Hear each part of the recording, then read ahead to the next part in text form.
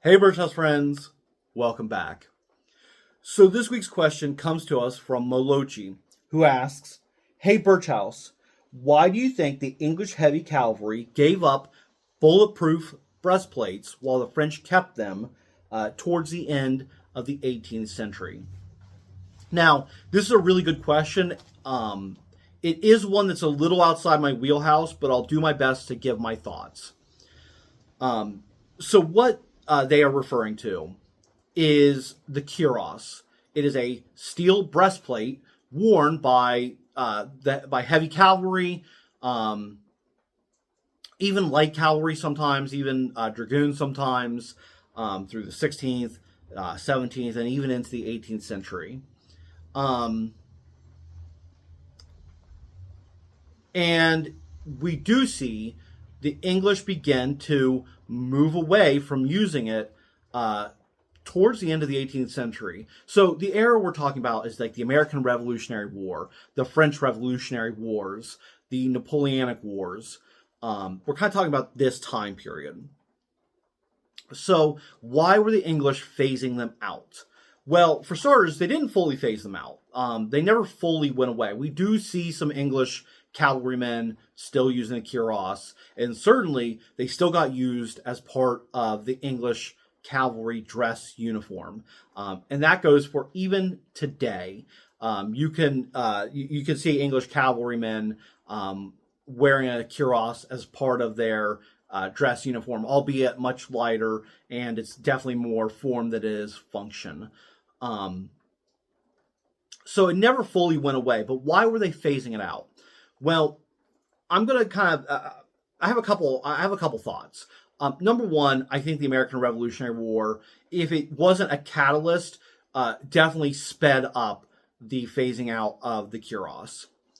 I had a good conversation with Jerry Berg, who runs the Swordsmanship Museum and Academy, and he made an excellent point about the American Revolutionary War.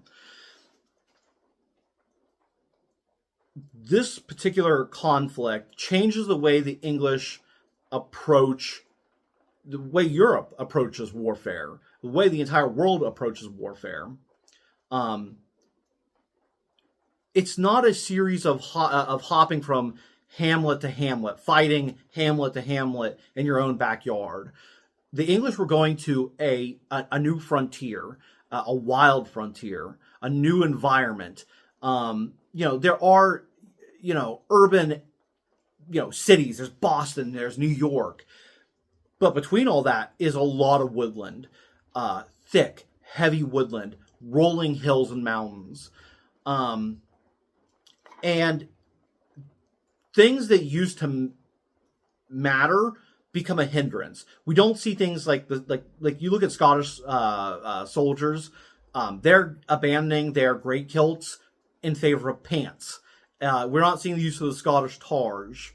And certainly, if you're trekking hundreds of miles, if you're marching or riding through hundreds of miles of rolling hills and mountains and deep forests, that heavy breastplate is going to become a hindrance more than it could ever be a benefit to you.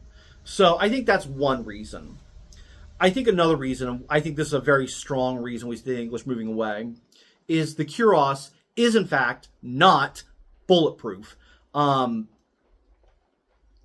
They are very good at defending against things like swords and lances and bayonets, but they're not good at defending against bullets. And so if you're a cavalryman riding against an enemy line and a volley of musket fire comes your way, it's very likely those bullets will penetrate your cuirass. And so I think that if you look at the history of warfare from prehistory to the modern day, when soldiers are presented with a choice between protection and armor or mobility, soldiers will most often err on the side of mobility. And so I think the English, they just felt this wasn't a bulletproof, this wasn't a deterrent against firearms.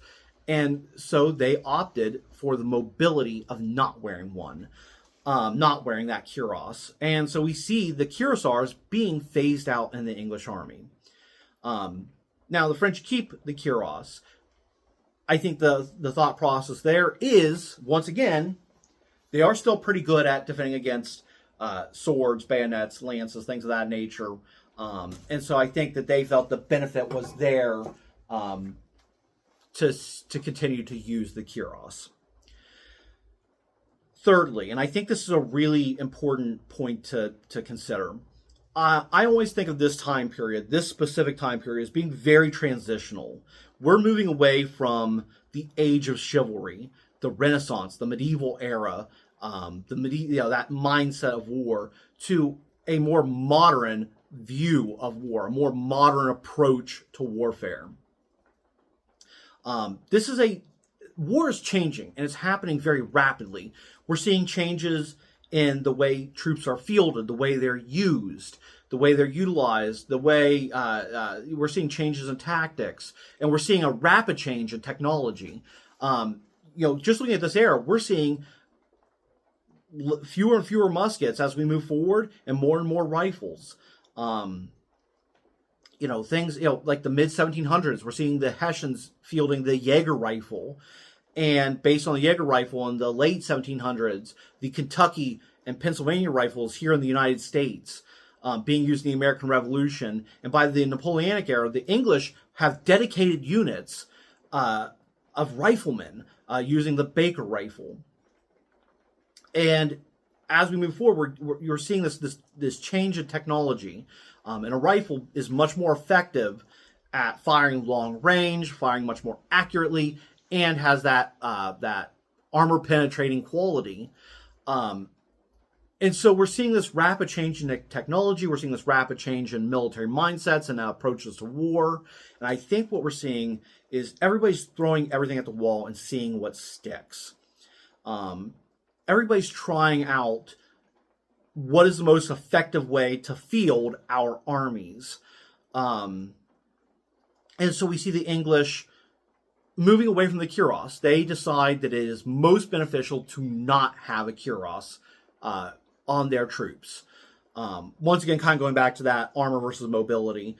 But I think it's just everybody's trying things out, seeing what works for them.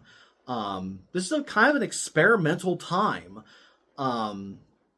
not just in England, but across the world.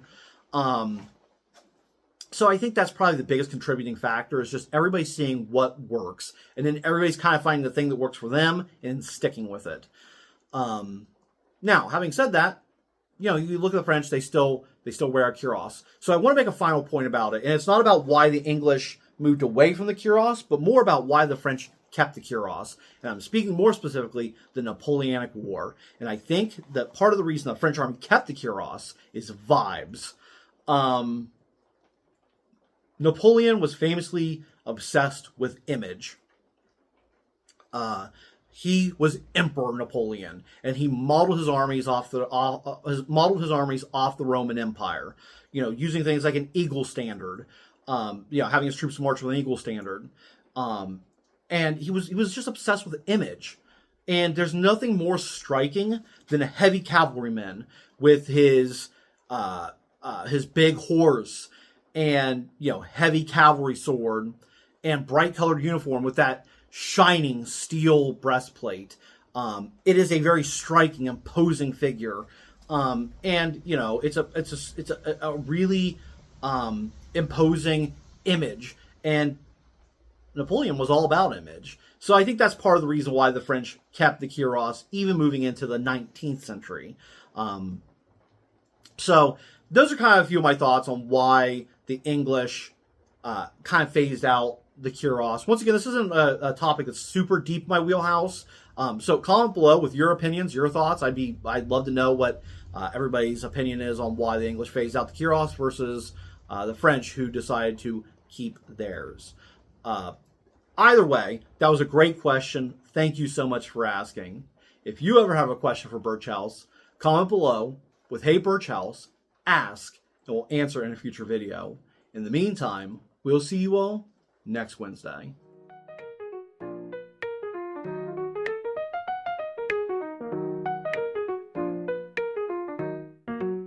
Welcome to Birchouse. where history meets art.